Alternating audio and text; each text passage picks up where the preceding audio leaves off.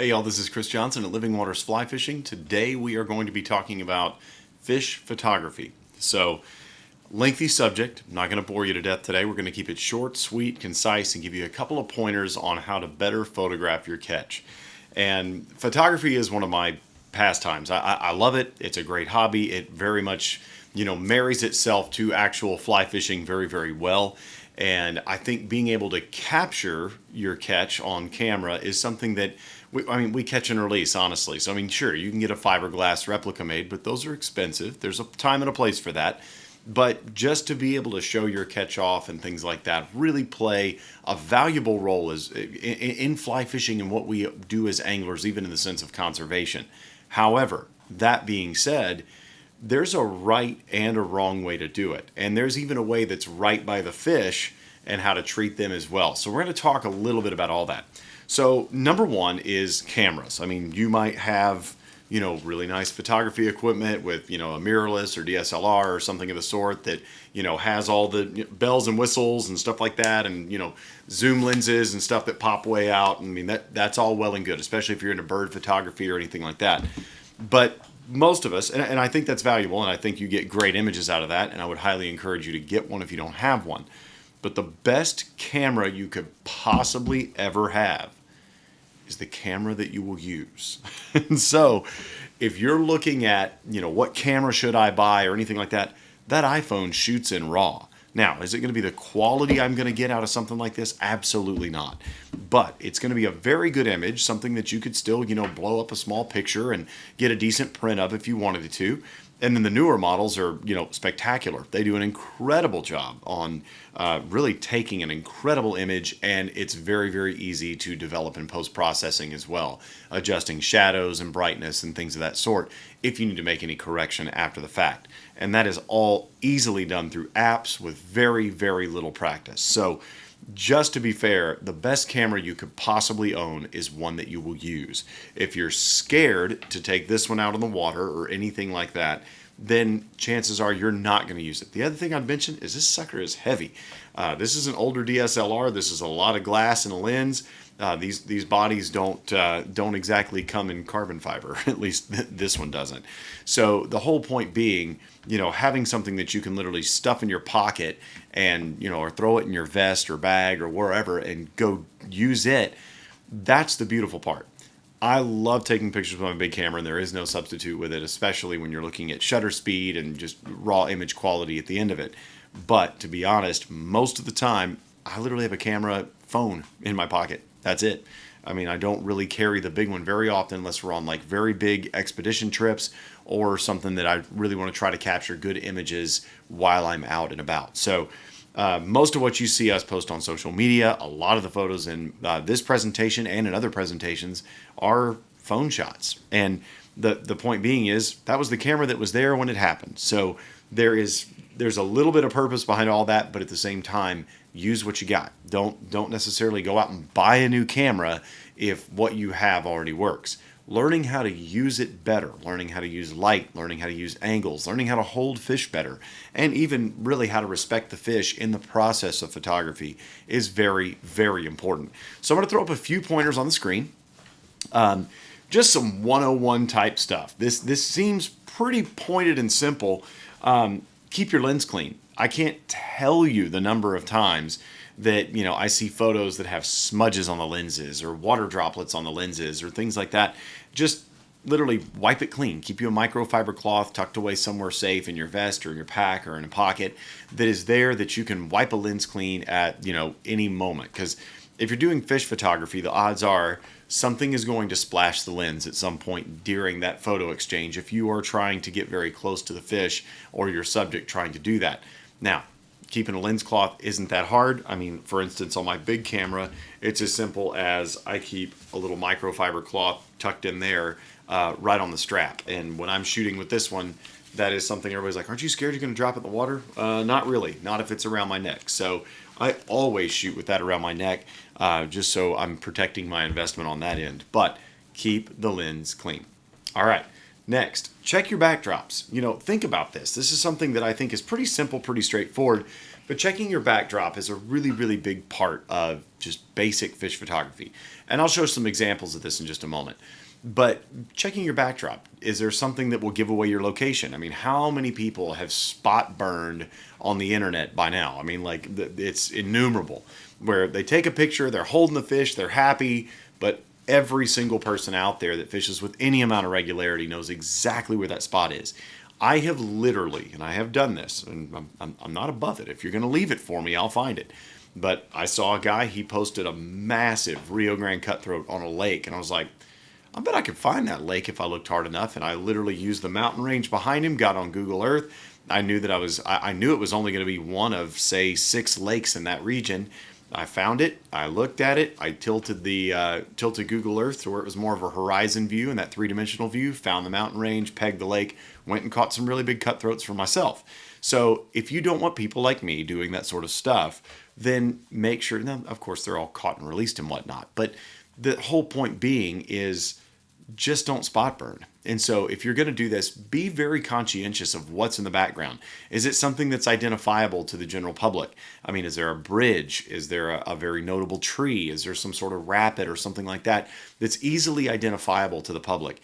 And we're not here to keep secrets necessarily, but I don't want to overexploit the resource. And so a lot of what we do, even in our social media, we're pretty careful about how we post it. We don't want everybody knowing everything. And it's not that we won't share that information if you come into the fly shop. We'll tell you where we floated or where we fished. It's not that at all. It's when you put it out to the masses. If I'm in relationship with somebody and they know how to steward and how to respect the wildlife, that's different than some guy that goes, man, there's a lot of fish there. And he goes in there and keeps every last one of them and depletes the resource. That's not exactly what we're here to do. We want to actually be good stewards of our environment. How we actually take pictures and take care of the fish in that process is a very, very large part of that. So watch your backdrops. Make sure you're not giving anything away you don't want to. All right. Next, use your light and use it wisely. The same thing would be watch your shadows. Those are both very, very good points to bring up if you're kind of new at the photography realm. Light is a very big component of it, and I will attest to not being the very best at it. But one thing you don't want to do, I mean, I guess you can backlight some stuff, and I'll show some examples of that in a moment as well. Backlit stuff, a lot of times it's going to be better for silhouette style photography and things of that sort. It's not going to be the best if you're trying to capture markings on a fish or something like that. And literally, if you've got, I brought some props. I have fish. So I have a light right over here. So if I'm taking a picture of this, that's great. I mean, the fish is in the light. So if that was the sun, the fish is well lit and all that sort of good stuff. But if I've got like a really shiny fish, something that's silver or has a lot of chrome in it, or a really pale colored like rainbow trout on the Guadalupe River, if I put that in full sunlight, the chances are that white belly is just going to blow out and totally mess up the whole photo. So you might want to get to some dappled shade or some, underneath a shade tree where there's ambient light, but not that full bore in your face Texas sun. So things to think about of how to use your light, how to make a fish look better. And a lot of that can be done just by simply moving a couple feet up or downstream. And if you're in a creek environment, it might be there's a sunny patch and there's a shady patch. If you don't get the shot you want, maybe move into one of those places and experiment, see how it looks. If you've got a net with you, which I think shows up in these tips later, if you got a net with you, the fish can stay there while you move from spot to spot. It's literally just a couple of feet. The fish is no worse for wear. And the fish is in the water breathing and doing its thing and having a grand old time while you're kind of getting everything set up. I see a lot of people where they're holding a fish. I mean, and not to rat on my bass fishing brethren, but this happens a lot where you see a tournament angler and they're sitting there holding the fish by the bottom lip. And I love props. Props are great, but they're holding it. These are great for your kids, by the way. I know this is totally an aside, but if you want to introduce your kids on how to hold fish, if you need to practice how to hold fish, get you a good stuffed animal. They're great. You can actually see, like, if I held a fish, was my thumb in view or my fingers wrapped up around the belly? How do I hold it? All that sort of stuff. But in bass tournament fishing, it's right there. So they're holding the fish by the bottom lip the whole time. They're waving it around and talking with their hands. And the whole time, you've got this fish that's flopping and doing stuff, and they're holding it like this and looking down its mouth and whatever else. For one, if it's a large bass, never hold it like that because you could dislocate its jaw. And number two, why are we carrying on a full bore conversation with a fish that's out of the water? Like, get it in the live well. You paid $100,000 for that bass boat. Put it in the drink. You've got an aerated system right there. Open the hatch, put the fish in there, then tell me about the bait you caught it on. So we don't want to be guilty of similar things. And that is, if your buddy is getting the camera ready and you're sitting here going, smiling and cheesing, and your buddy's over there getting all the camera gear out and digging through his pack and setting his rod down, the whole time that fish is sitting there going, just put me back, just put me back, just put me back, and keep it in the net. Literally just keep the net in the water, keep the fish there. It's so simple, so straightforward. It's very, very easily done. So be aware that we also want to steward our resource. It's not all about getting this picture. It's all about making sure that when that fish goes back in the water, and hopefully it's not out of the water for more than a couple of seconds, when it goes back in the water, it's like, that was weird, and swims off. I mean, that's kind of the whole idea of the whole deal. So use your light, watch your shadows. Shadows can be beneficial in some cases. They can be detrimental in some cases. So very basic. I mean, you can get so much camera instruction on, just from even local camera shops and YouTube and things like that. Just some of the basic ways to make a photo look better. Just shooting basics are very, very important. So something to kind of note if you're ever out there doing that. Just it's very easy to find the resources. There's books, there's videos, there's local camera stores. Enroll in a class. They're not very expensive. Great way to increase your proficiency behind the lens. Okay, learn your camera. I can't stress that enough. If you're sitting over there punching buttons and figuring, this and that, and you don't know how to adjust, like if you're doing a mirrorless or DSLR or something like that, you're looking at ISO and aperture, and you're looking at all these different things that go into it, and you're looking at exposure time. There's so much stuff that goes into all that you're sitting there messing with settings and trying to do that. You can tinker with that stream side. That's okay. In fact, oftentimes I'll take a picture, view it, make sure my settings are right before we ever lift a fish out of the water. And these days I'm finding I don't lift very many fish out of the water if I don't have to. I find the better portraits and the ones that I really like, the ones that are actually hanging in my office. There's not a single picture in my office. Yeah, not a single picture in my office of me actually holding a fish out of the water. Everything is either in the water free swimming, laying in a net totally wet and submerged. I mean, it just makes a better picture. The fish looks more natural. I don't have hands all in it and stuff like that. It just makes a better picture all the way around. But that's my opinion. Yours may be different. That's fine. But the whole deal being is learn your camera. Even if it's your phone, learn the settings. Learn, zoom in, zoom out. Learn what's optical versus digital zoom. Learn like when it shifts into macro mode for close-up shots. Learn how to turn certain filters and things like that off that you don't want on there to where you have more manual control. You can learn how to shoot raw versus where you can actually do all the editing in post and make the photo look better. The photo out of the camera doesn't look really good, but once you run it through post-production like a Lightroom or something like that, in Adobe Lightroom by far is my favorite editor, and the phone app actually does just an absolutely amazing job. So that's my number one recommend for a photo editor for your phone, and I use it on the desktop as well. But that being said, when you're doing this, learn your settings on your camera. It's so, so important. Learn the resolution you're shooting in, the file size it's going to output. Go through the settings. I mean, you should sit down with your phone or your camera and go through every menu of everything that deals with, on the phone, everything that deals with the camera or video function, and know it well. That way, if any settings need to be changed in the course of the day, you can do so that fast, and it's not going to take this long ordeal to get her done. Trust me, there's still some settings on my camera on my DSLR that I don't use very much. So when I have to go back in and figure it out, I'm like, and I don't want to do that while a fish is out of the water. So be very, very knowledgeable about the equipment that you have. It will make your day so much smoother from a photography standpoint on the water. All right, focus on the eye and experiment with angles. I'm going to kind of hit these two at a time. Focus on the eye. So I have a little fish too. So everybody loves a sunfish, and these guys are notoriously hard to photograph well. So I think this is a really good prop. You are not focusing on all of this with a camera. You are focusing on that little thing right there. Get the eyeball. The eyeball's where the emotion is. The eyeball's the center point of focus. That's where if the fish is this angle, I want the eye in focus. If it's that angle, I want the eye in focus. You have to intentionally, like if you're filming it swimming away, or you're getting a release shot, where you're looking that direction at the fish, that's where the eye would not be in focus. But if you're trying to show the fish off or get some sort of a portrait, or even if it's at an angle like this, the eye is where you focus. It's got to be tack sharp. If I see if I see a photo and the eye's not sharp, I immediately just trash it. It's not worth it because I'll never use it in anything. I want that eye to be crisp.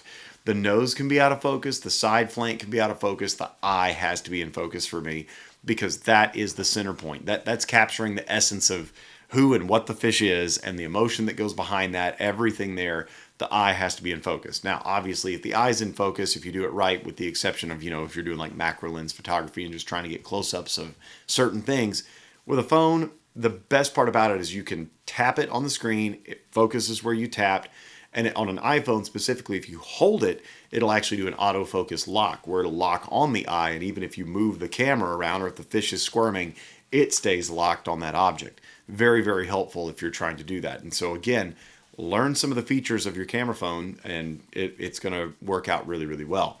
But focus on the eye. That's just an absolute essential for me. And experimenting with angles. So I have lots of fish props in here. I actually painted that one as a casting target. So I figured if I'm going to practice for cutthroats, then let's make something that looks like one. The whole deal here is when you do this, if I'm going to experiment with angles, there's the angle of the fish, facing the camera like this. You can do something broadside. If you're releasing, the fish is going away from you. The main thing is experiment with angles. And what I mean by that is where is the camera in relation to that? So if this was a phone, taking pictures of, from this angle, from that angle, from this angle, from that angle, straight on if you want to. You can do whatever you want to there. The main thing is make sure you're experimenting with angles. Sometimes that plays with light, that plays with reflections on the water. Sometimes it gets your hand a little bit more out of view. All of those things greatly, greatly help when you're looking at trying to have a good final product for the photo that you're wanting to really show off to all your friends. Okay, experiment with angles. Quantity is job one, quality is job two. Keep in mind, you can shoot 1,000 shots in seconds these days. In fact, not even that, hardly. But you can just straight murder it with these phones and cameras. The burst modes now, it literally, when you hear burst mode go, it's, it literally is just crazy, crazy fast. And you can take a lot of shots. So for me, what I will typically do is every angle I'll change, I'll take a couple of shots and make sure that it gets the right focus, do what I want. I might leave with 20 shots of a fish. Those 20 shots took me a couple of seconds. I don't have to sit there and, hold the fish out of the water for 5 minutes to get 20 different pictures. It's click, click, click, click, click, click all the way around the fish.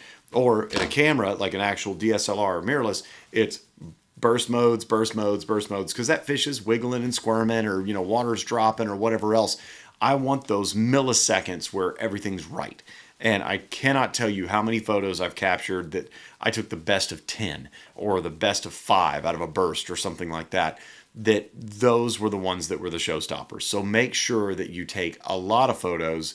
Quality, you're going to get it, but you're typically going to get that with a lot of quantity, especially when you're starting. Now, I do it in significantly less photos and significantly less time because I know what I'm looking for and doing. When you're starting, taking a lot of photos guarantees you're going to have something you're happy with. Main thing is do not keep the fish out of the water for very long during the process. A common factoid, trout. Take any sort of trout. 10 to 12 seconds out of the water does permanent damage to their gills. Now you're like, wow, that's not very long. Actually, it's a really long time. If you think about holding a fish up. So, we've got a fish up 1,000, 2,000, 3,000, 4,000, 5,000, 6,000. If you don't have a photo by then, and that's halfway through the allotted amount of time before you really cause damage to their gills, if you don't have a photo by then, we got bigger issues. You don't know how to work a camera. You don't know how to hold a fish. This isn't about photography. This is about something else. This isn't about not being able to drop the shutter button. It's something if you didn't have the camera ready, and so that's just a setup problem, or you couldn't get the fish under control or something like that. And that's something where practicing holding fish also comes in handy. So just be aware of that. Learn how to hold your fish. Learn what grips for different species. You don't hold a catfish the same way you hold. I would never want to hold a catfish, quite frankly. But you don't hold one of those the same way you hold a crappie or white bass or whatever else. You have to look at there's different species that require different grips, different holds. Be aware of that, especially when you have precious seconds to make all that happen in photography. All right, review your shots. Okay, beautiful part about a camera phone or whatever, phone camera, whatever you want to look at it. You take this, you can immediately click a button, look on it, and review the shots. So simple. You take a picture, you have immediate review. Used to, it was take that roll of film, go to a dark room and develop all that, or send it off at a drugstore and they mail it back, whatever. Those days are over. You now have the opportunity to do immediate review. Guess what? If you're not sure if you got the shot, put the fish in the net, let it just recharge, chill out, and swim for a minute while you look at your camera and go, yeah, that's a good shot. And fish goes on its way. Please, if you go at it 2 times, 3 times, and you don't get a good shot, do a favor. I mean, you're going to have something that you can show, but like if it's not the wall hanger photo you were after, please be courteous to the fish. The fish has been there for 3 photo sessions or 2 photo sessions at that point. Send it on its way. Don't tax the fish for a photo. It's just not worth it. Be fast, be efficient, try to make it work. Now, the next point is this. Practice on unimportant fish. That sounds bad because I like all fish, but except for catfish. I'm not a fan of catfish. We've established that at this point. I like fish in general, but the thing I will mention about this is most of these sunfish don't mean a whole lot to a lot of people. I think they're awesome. I think there's some really pretty sunfish out there. There's some really big sunfish out there. There's sunfish I really, really, really like to photograph. But a lot of people, they drop a sunfish and they're like, it's all right, I'll get another one. Those are the fish to practice your photography on. The ones that if they drop in the water, it doesn't matter. If you lose the 24-inch trout and it swims off and throws water in your face, you might be sad about that. If you lose the 6-inch sunfish, it probably isn't. You're not going to lose sleep over that. So just be aware that bass, sunfish, smaller trout, practice. You may not want, you can delete the photos later. That's fine. But honestly, these are the perfect subject to practice on because for one, they're smaller and they're difficult to handle. And for two, you're looking at, there's not a lot of canvas here. This is a small fish. So when I see so many people that take fish pictures like this where there's just fingers all over that fish. And if you'll look at a lot of my fish shots, it's trying to move my fingers out of the picture to where I'll literally have 2 fingers right underneath the fish, and these are tucked behind that other fin, and the thumb's not even visible. So I try to keep as much of my hand out of the picture as possible, mainly because if you have a wet thumb tip or fingertip or the front leading side of your fingers, and that catches the sunlight, the water over them will actually overexpose. And when that happens, you wind up with what's called a blown out photo. The fish may look perfect, but you've got these, white sausages right there in the middle of it, or these blown out, beacons of light. And it doesn't matter. In any hand that has that, water reflective surface coming off of it, you're catching light off of that. Keeping as much of that out of the way as possible. Another secret, keep your fish slightly submerged. Because if your hand's under the water, it's not going to catch nearly as much sunlight and blow the photo out. So something to note is if you'll keep the fish kind of resting on the surface of the water, slightly submerged, pretty easy to avoid a lot of those issues. So practice on unimportant fish. Okay, basic essentials. Catch and release. Do not overtax the fish for a photo session. Make it quick, make it efficient, and try to aim for quality. Quantity is still job one, but quality is the objective. Keep fish wet. Do not let your fish dry out. I want to see water droplets coming off the fish whenever possible, just letting me know that it has not been out of the water more than a second or 2. That's ideal. Wet your hands before handling any fish. I mentioned again, limit handling time. Learn your fish grips. Learning how to hold different species is of the utmost importance, and for goodness sakes, use a net. So let's talk about different species holds. That photo right there is not really a meaningful photo. You can show your friends how big the fish was. It doesn't really show off the fish well. It shows off that you caught a fish, and that's important. That some people really like that. Everybody loves a good grip and grin. There's nothing wrong with that. Not saying there's anything wrong with that. The thing is, if that's the only fish pictures you're collecting, your fish picture is going to look a whole like this. And a repeat, and this one's closer, this one's farther, this one's this way, this one's that way. It's always your smiling mug in it. That's okay if that's what you want. but there's a lot more beauty in a fish than a lot of people realize.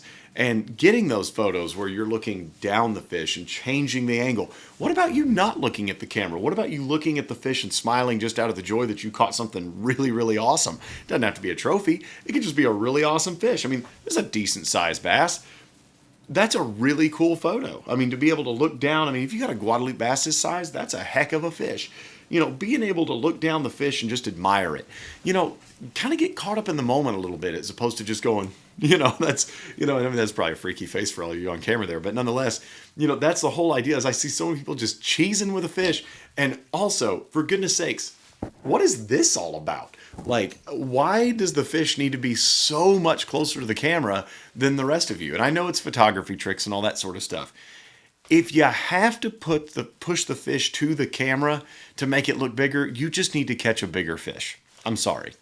Now, that's coming from somebody who's done this for a living and caught an awful lot of fish. But with that being said, elbows need to be bent. If I see somebody that's straight arming a fish and the arm is completely straight, the fish is way out here, come on, catch a larger fish and stop trying to troll the internet for likes.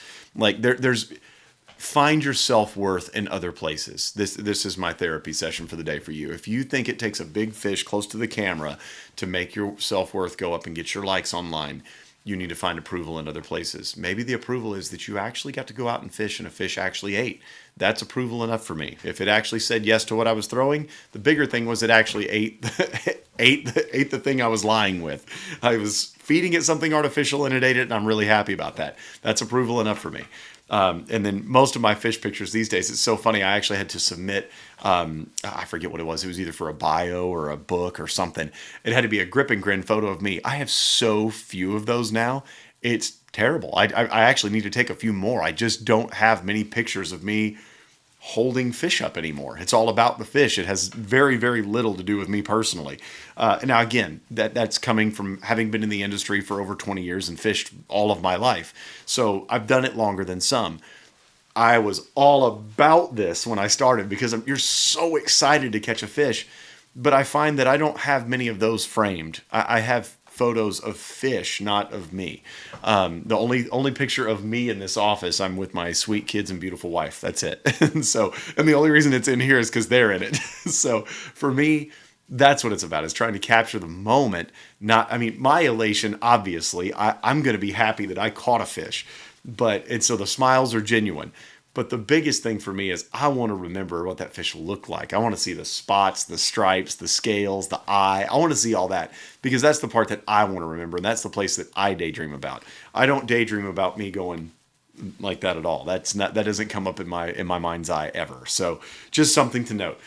But when you're learning different species and how to hold them, we'll pull the trout back into perspective here. I see a lot of people that hold trout like this. And I guided the Guadalupe River for years, and that happened. We had a lot of people that this is what they did. They would just eagle claw that sucker. I think I have a few photos, and you correct the clients later, but, where we're doing this. That's osprey move right there. We don't do that. But yeah, around the fish like this or around the fish like that, not a good idea. What we want to do is hold the fish where it's not going to struggle out of our hands and hurt itself by falling on the ground or anything like that, which I would also tell you, please hold your fish above the water. If they squirm out of your hand and they fall in the drink, not a big deal. If they hit their head on a rock or, sticks, twigs, anything like that, you're scuffing up the fish. It could potentially hit its head. You could potentially kill it or do internal organ damage to that fish as well. Again, the goal here is, yes, we want to capture the moment, but we want these guys to go swim back and live their best life and potentially have a chance to do it again tomorrow for us. So I don't like catching fish one time. If I can catch them over the years, that's way, way more interesting to me. Now, with trout, I see a lot of people where there's a lot of squeezing, there's a lot of gripping. I found that if you will get used to this, just take your fingers, make a ring, just a ring right there, right around it's called the caudal peduncle is what that is. If you tell a fish it has a nice peduncle, it's a compliment. If you tell a person that, you're going to get slapped. But right there, make a ring around this and simply support the fish's weight with this other hand. You don't have to grab with this hand at all. You literally can just support the weight here. If it's water level, you can literally just rest the fish on your hand, and this is a very light grip with this hand if it's on water level, because if it squirms off, it goes away. We're good. And now, once I've got the fish under control and I'm ready to go, everybody's like, how do you get all these fish pictures where they're one-handed? The fish has to trust you to some extent. It is not going to trust you if you're squeezing its guts out. So the main thing is keep it to where you have a loose hold on the fish. I typically just kind of cradle the fish and rest it in my hand, no matter the species. So what I'll do is I'll get it under control, get this hand out of perspective, grab my phone, move the phone in front of the fish, and so I've got a phone case here that we can use. I'll simply take the phone and move it in front of the fish and take the picture. On an iPhone, the shutter buttons are on the side, so then I can put the lens, which would be on this side. This is a new phone case, but you can put the lens right there at fish level, which is awesome. That is one of the greatest things you could ever do. People ask all the time, aren't you scared about dropping your phone in the water? Well, mine actually, I keep a little lanyard on it to where it goes around my wrist. If I drop it, it's right there. We're good to go. I don't have to worry about a thing. So all the time that I'm doing this, I actually make sure that if I keep that lanyard on me, especially in boats. Dropping cameras in the water, phones, cameras, anything like that, I want it attached to me, and it better be waterproof or have some sort of a housing, something like that. Now, I have recently, I'm about to upgrade phones, so that's why I have an empty phone case in my office. The problem with waterproof cases is obviously the audio quality is usually not very good. So if you're on your phone all the time, sitting in an office, and you don't have some sort of headphone or headset in, the waterproof cases can prove a little bit lackluster in the audio department, whether it's actually audio coming out of the phone or going into the phone. It's not great. But if you are going to be on the water, they're invaluable because it's protecting your investment. Phones are not cheap. I don't know if you've priced them lately. But the other part about that is it's also protecting you from any sort of grit, grime, water, dust, anything like that. The other thing I would mention is never get a waterproof case that doesn't have a smooth back to it. Because if that, see how this is just one, you can kind of see that in the light reflection there was just one solid sheet of glass right there. You can kind of see that. Right there. You can see it's just one sheet right here. That's so easy to clean off. Very, very simple. One microfiber wipe and you're good. Or, in desperate situations and you got a good shirt for it, you can wipe it there. The beauty of that is it's not a recessed, on the iPhones, they have those 3 little lenses. You're sitting in there with a little cloth trying to make little circles and dry it off. That's a pain and it takes forever. Finding something that's a flat surface that you can wipe clean quickly is very, very beneficial. Now, I'm a lot more brave with my phone than I am with a lot of my higher-end camera gear. The higher-end camera gear, I realize that it's not waterproof. It's weather-resistant, but not waterproof. So I can take some chances, but not a lot of chances. The phone, if it's in a waterproof case, I do underwater video with it. It's amazing. I've done underwater video, underwater photography. It's great. Waterproof phone cases, you can find a lot of knockoffs and some stuff out there. I just had to shop all this recently. You can find a lot of knockoffs and things of that sort, but keep in mind that those are probably, if anything fails on it, your warranty options are probably slim to none. I used to use a brand called Catalyst. They have been a little bit behind the curve on coming out with some of the new fully waterproof phone cases for some of the newer generations of phones. I know OtterBox is another one. I think they bought out LifeProof or something like that, which a lot of people were familiar with. That now they do still offer a fully enclosed waterproof case. Again, the audio quality is meh, but the fact that you can take underwater photography, keep the phone out of the elements, and you don't have to worry about insuring everything if you don't want to. The phone case is a lot cheaper than insurance. It's obviously not going to cover any sort of loss or theft, but you're good when it comes to actually keeping the phone on your person, keeping it dry. So it's expedition level quality. They're great. So just something to note there if you're looking for phone cases. I get one that is fully encapsulated. The phone is in a perfect little casing. It basically functions as a camera housing. That is what I do personally, and that makes me a little bit more brave with the shots that I'm willing to take. So something to note. With fish grips, the goal here, even on a smaller fish like this, sunfish, a lot of people, they're pushing the fins down with this thumb and trying to hold them, make sure they're not squirming out of their hand. I like the fins up. I think the spines being up and my fingers being out of the way makes a great photo. So with sunfish, a lot of times what I'll do is I'll tuck these 2 fingers back here. I'll support the fish from the backside with my thumb, but I don't want the thumb to come over the top of the fish. So if you see the thumb up here, I don't want that. I'm going to just rest the fish where it kind of rests into my thumb and kind of settles on those two fingers.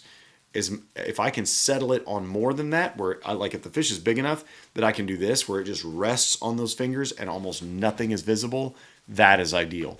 That's what we're after. For bass, I don't hold very many bass like this anymore. I'll do some, and for a grip and grin, I'm totally down with that. I think there's even a couple of those in the presentation.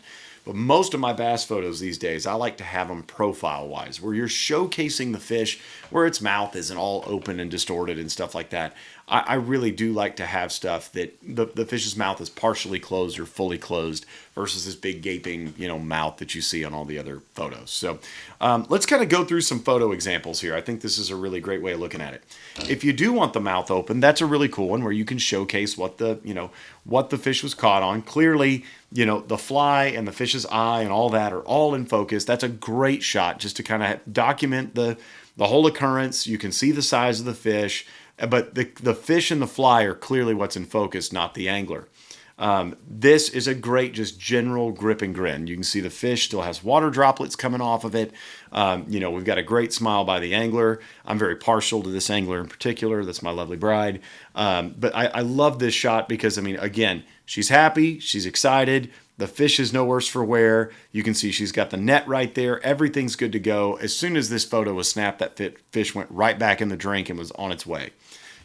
Other situations where you want grip and grins with people that are from out of town. My friends Pat and Kim Dorsey fishing the Guadalupe River one year. You can see there's a ton of water coming off that fish. He literally raised the fish up for the photo. We snapped it. Fish is off and on its way. And keeping in mind that when dealing with photos of people, if there are multiple people in the photo, everybody's looking at the camera. And if you're busy messing with a fish and you've got your kid or somebody like that you're trying to get fish for and hold up, kid's looking at camera, you're looking at fish. It's literally pick fish up, hold the fish, smile, fish back in water on its way. Anybody else in the photo is always eyes on camera. If they're looking at the fish, then it's really hard to get everybody's attention for the classic grip and grin situation. So something to note there. Other photos where you're looking at the fish, or in this case where the fish is big enough, you really don't want to lift it out of the water. That's a lot of carp. And so just good photos that, the lighting is really cool on this one, where you can see the kind of the glow on the carp. Its head's a little bit in the shade, but that flank's caught some dappled sunlight. Just fun photos. This is a really great example of like a couple of different ways to get the same shot. So this is a classic documentation shot. Look at how wide the frame is. The cichlids, sitting in the net that's sitting in the water. You can see water pooled up in the bottom of the net. And then if you move a little closer, you can see, okay, we're capturing a little bit more. But how much more moody and exciting is this photo than that photo? That's just a classic straight on, not a whole lot to it kind of photo. We changed the angle. There's a little bit more mystery to it. The eye's in focus. You can see that the depth of field comes into play. That's just such a fun photo. Something like that, just a very simple angular adjustment is all that photo needed to be something really cool. If we were to look at, a photo like this, my friend Dustin Scott shot this one of a really nice cichlid off of Brushy Creek. Again, great lighting. It's very, very vivid. The fish looks great. It fills up the net clearly. We can see what fly the fish was caught on. There's some native plant life in the foreground and background. There's a lot going on in this as far as composition goes. But what an incredible photo. I'd frame that any day. It's beautiful. It's such a wonderful, wonderful shot. And people that know how to live behind the lens and make it work, it's a special thing. And I've got some really good photographers in my life that are friends of mine. And I'm so awed by what they think of and how they see things and how they know how to use the camera and the equipment that they have. And they're just masters of light. That's really what separates those who are just getting started from those who really are truly professionals, is their ability to see it, to know how to get that end product, and how to make everything fall in place at one time. So looking at some other photos, this is something, you're shooting it, just above water level. You see the fish's eyes in focus, but if you look at the angler's hand in the background, that's not in focus. So pretty easy to see depth of field on this, and you can do that even with a phone. That doesn't just have to be with, high-level camera equipment. Again, eye in focus, don't worry about the rest of the fish. I think a lot of people, when they take shots like this, they put a fish in a net, they lay the fish flat, they take the picture, or they'll hold the net up and the fish is, curved in the bottom of the net and it's flipped over and you can't really see it anyway. Get the fish at water level. I think this represents so much of what I love about fish photography. The head of the fish is submerged in the water. Fish can still breathe. Belly's touching the water. You can even see the water line on the belly of the fish into the rear. That's great. We've got the colors on the fish, the shape of the fish. We've got depth of field.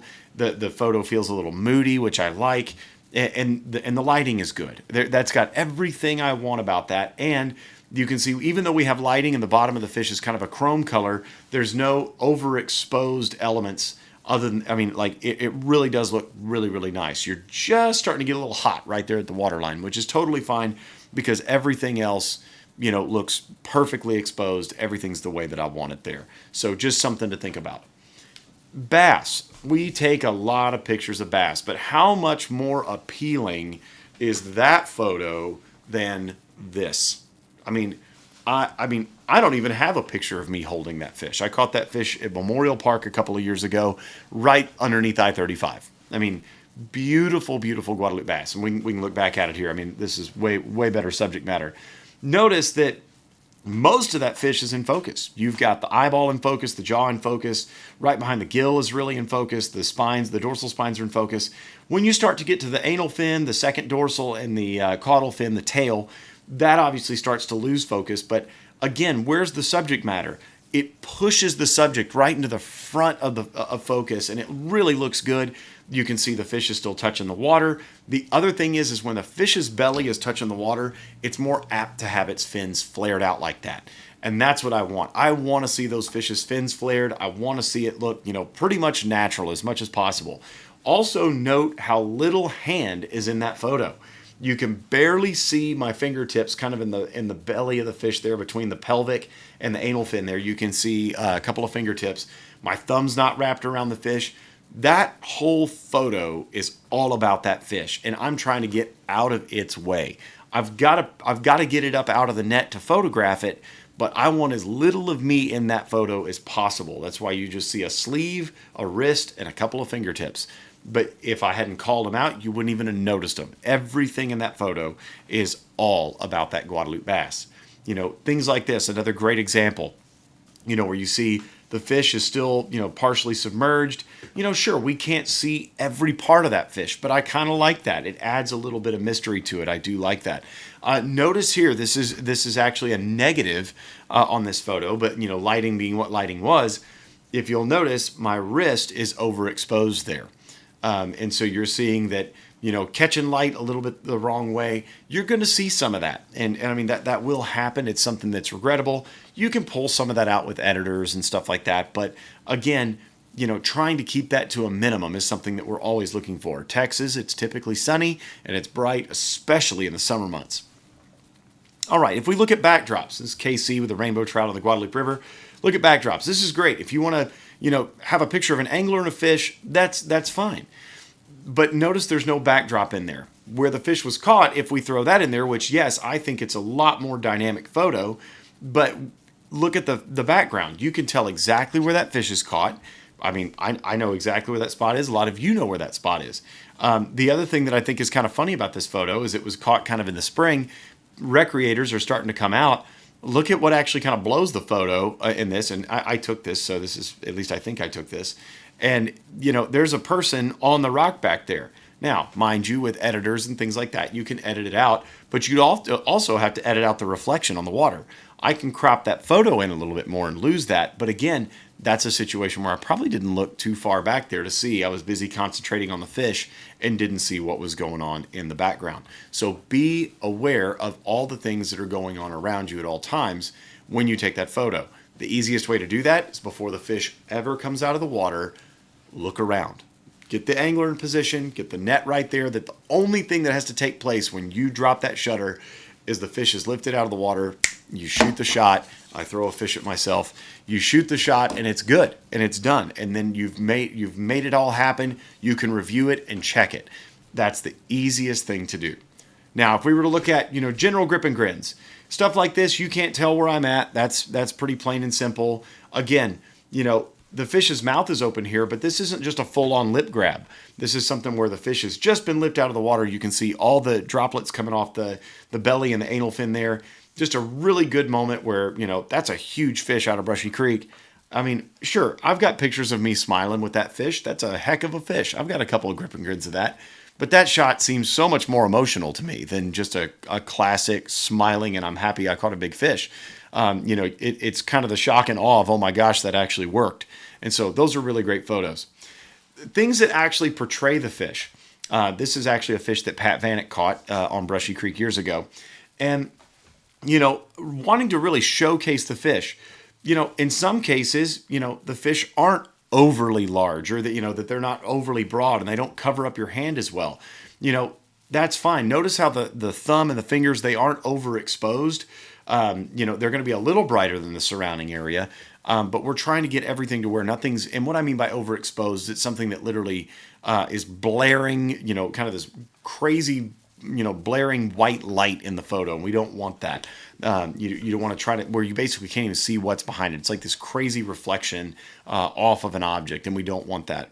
When possible, we try to avoid that and avoid anything that's going to be just crazily overexposed whenever possible. So another great shot of just, portraying fish. Sure, we've got multiple hands in the photo, but let's be honest, this is one incredible fish. And that's a beautiful portrait. You've got different dynamics as far as the, the reflection of the water on the right, and you've got kind of the see-through element of it on the left, where the light's just refracting differently. And something to note is, if you want to use polarizers in any of your, shooting, obviously that's easier to do on a DSLR, but they do make them for phones as well, where it works just like a pair of polarized sunglasses, where it cuts through the glare, will help you kind of eliminate some of that glare off your photos and even kind of being able to see through the water in certain situations as well. So something to note there. Looking at other photos, I love this because this is a series of a couple photos. You'll see an immediate difference. Again, my good friend Pat Dorsey being the guinea pig here for us. Guadalupe bass, I think that might have been his first Guadalupe bass in Texas that he ever caught. This is many, many years ago on the Colorado River.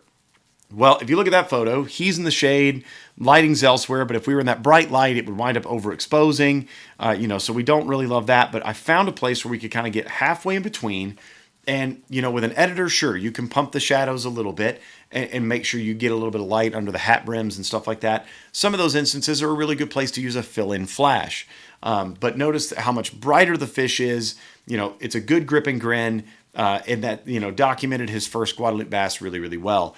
That's something that we're looking for, is trying to use light where he's not totally shut out in the shade, not totally blown out in the sunlight, but you're trying to get right in between.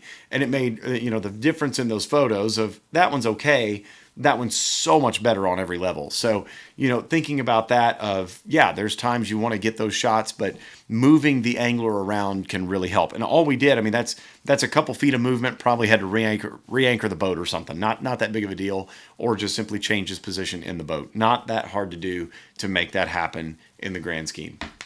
Okay, talking about lighting, Dustin Scott also is the one to credit for this photo. He's an amazing photographer.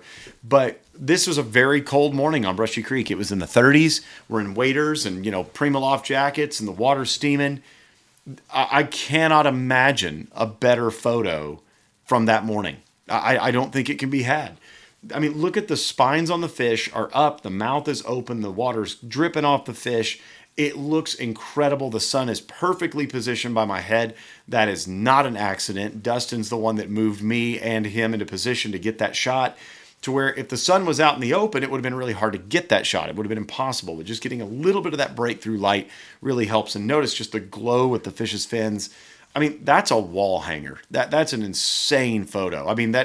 I use that photo. We've used that on ads. We've used it on banners. I use it in presentations.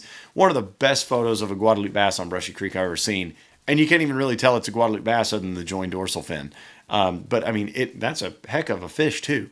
But that's better than any photo we could have ever had of it just with its colors and fish profile. You don't get moments like that very much. So when you get them, take advantage of them. All right, this is great. Marcus with a nice large mouth. But I want you to look at the difference between this picture and this picture.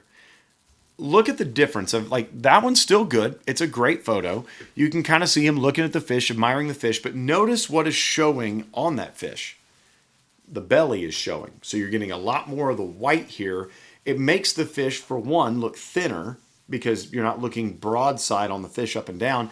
The other thing is that white on that belly has a tendency, if he was in brighter light here, would have had a very good potential for blowing the fish out from a photography standpoint. But that fish, you still get the admiration of the angler. Notice how the markings and all that show. I'm going to show one thing that bugs me about this, and this is something that I don't do in photos very, very often. Now, with all the AI and the technology there's these things called portrait mode, and that's what gives you this kind of, artificial depth of field with a phone. I want you to look at that fish's leading dorsal fin. See that? It blurred out because it actually pulled it into that portrait mode. This is something I don't do. I don't do portrait photography in a phone almost ever. Like, I don't like it. I can't stand it because it blurs out the wrong stuff. It'll chop off a fin. It'll chop off a tail. This is still a really good picture, but notice here, like, it's still kind of blurring the top edge of that dorsal fin, but in this one, it really takes it out. And so, again, better to show fish markings, better to show the face of the angler and the admiration of the angler, but I probably would have shot that in, something that was a little, for me, like, looking back on this, I would have rather had just a straight photo, and you can go in after the fact. If you want to blur backgrounds and stuff like that, there's editors for that if you want to do it. But if you do it in portrait mode in the camera, and I've done it, everyone's done it, where we take a shot, we're like, oh, that looks so cool, and you get home, you're like, oh no, it blurred that out. And there might be a way to back that out in an editor. I'm not that smart, so I don't do a whole lot of post-production work. I like trying to shoot the photos in the raw and then going back and just touching up colors and things like that. But again, that's a great photo. It shows Marcus's expression. It shows the fish really well. The only bummer is in a portrait mode, sometimes it'll take in things it shouldn't and blur them out. So just a word of caution on that when you do it. And all these are, great photos. They're really, really good, but things that we can do to watch out for them. This is one that I took that is absolutely garbage. And this is a terrible photo. Again, bright light, chrome colored rainbow trout. I will never use that photo for anything except for this presentation to show you to never do that. The fish grip's pretty good. I'd try to get the angler to, drop their thumb behind the fish so that doesn't overexpose. The grip is good. All that's good, but this is just it's not a good photo. It's blown out. It's not great. Something like that. I would never use that for anything else other than to tell you never do that. Great photos, of fish in the water up close. These are the things that, you take home. This is what it's all about. And this isn't I have photos in this presentation from multiple people. This isn't this person did good, this person did bad. It's where can we all do better? And that's the whole point of, like, if you show me a fish picture, I'm going to go, man, that's like really awesome fish. I'm not going to sit there and judge your photo. I'm going to really look at it. But if we're trying to this is a photography presentation. We're trying to get more out of photography, learning the shortcomings of our equipment, i.e., this sort of stuff here, just because it has the portrait setting or some sort of, AI setting on it, capture it in the raw. You can do all that in post and make that look really, really good and not worry about losing something later. That technology is going to get a lot better if it hasn't already. But the whole point being is shooting it as it is. I find I have the freedom as the photographer to do more with it later in an Adobe Lightroom or something like that and really get to make the most of that photo. But looking at photos like this where you got fish resting against the water, I love this. Even though this is Emily, this is not my hand, that's Emily's hand. But again, there's an angler's hand, an angler's arm in the water, but the fish is clearly the focal point. It's dripping wet. It's a great shot and it's very well lit. Again, things like this where you can see the sunrise in the background, that's actually a little blown out, but that's kind of cool because it lets you know what time of day it was. And that's super neat to see, the light playing different tricks on different fish. That's just so fun. Places like this where you get the camera down almost eye level with the fish, those are fun angles to work with and different ideas that you can do. That's a massive cichlid. A lot of you have seen this picture. That's an 11-inch cichlid out of Brushy Creek. That thing's absolutely massive. Still the biggest one I've probably ever caught out of there this day.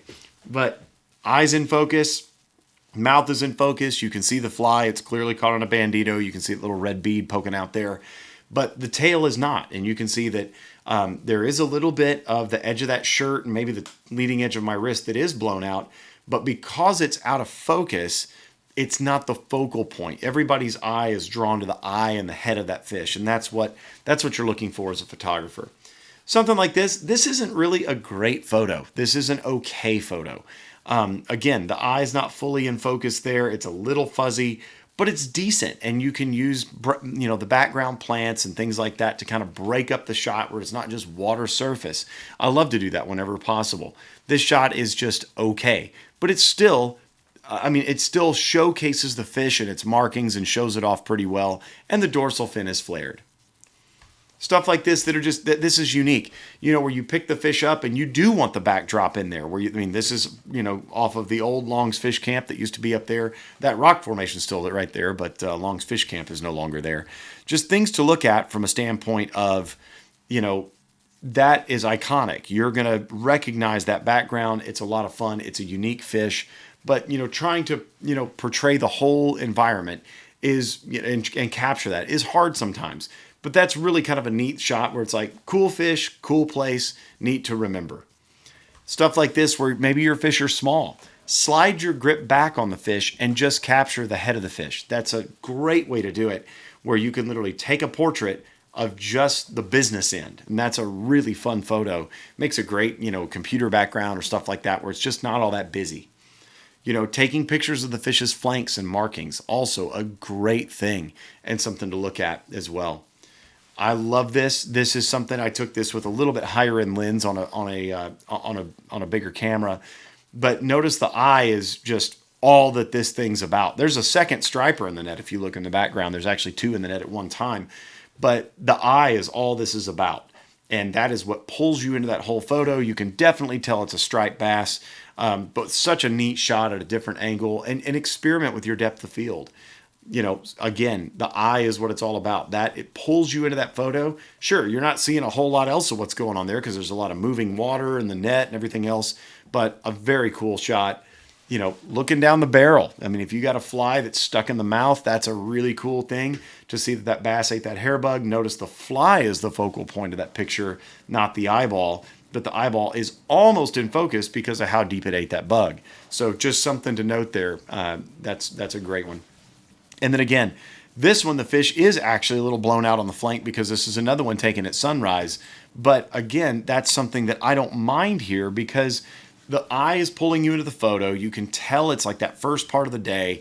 It's just a really, really fun way to experiment with lighting and all the things that go around it. So as you do this, just play with lighting, play with settings, mess with portrait mode on your phone. See if you like it, see if you don't. Sometimes it does a good job, sometimes it does an okay job.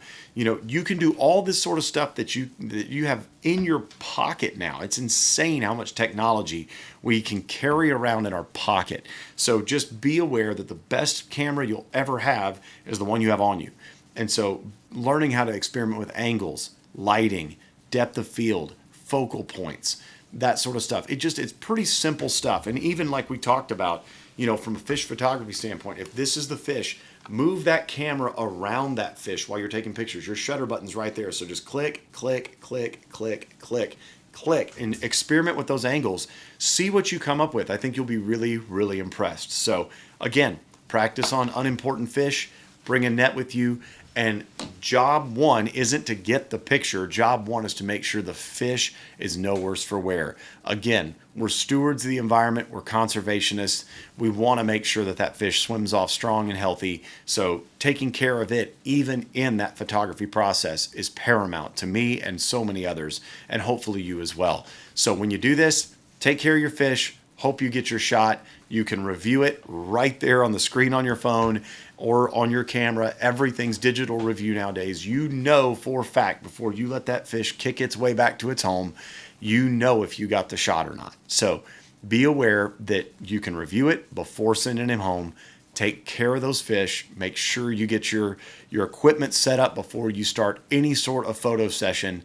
And please just do the right thing when it comes to photo sessions. Don't overwork the fish over and over and over trying to get the shot. So if there's any questions, leave them in the comments. I hope you enjoyed this. It's kind of just a rough overview that puts us right at an hour talking about this. But I hope you enjoyed it. Hope you learned something.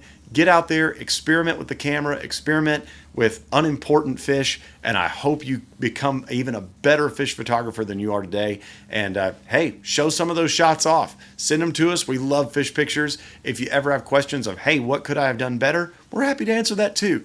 And hope you enjoy just being on the water and learning a little bit more about how to capture the beauty and take that home, even if you let this fish swim away.